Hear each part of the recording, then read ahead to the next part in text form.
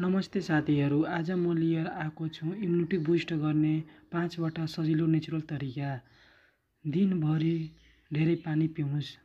पानीले बडीको टक्सिन बाहिर निकालिदिन्छ अनि इम्युनिटी सिस्टम एक्टिभ बनाउँछ। भिटामिन सी भरपूर फलहरू जस्तो कि सुन्तला, अमला र निम्बु डेली खानुस्। योले इन्फेक्सनसँगको लड्ने क्षमता बढाउँछ।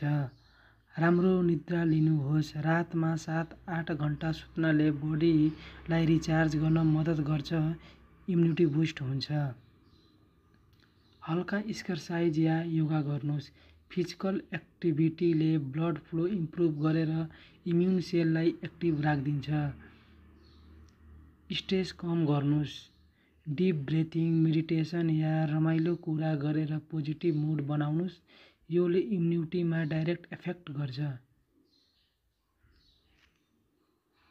यो टिप्सहरू आजदेखि प्र्याक्टिस गर्नुहोस् अनि स्वस्थ रहनुहोस्।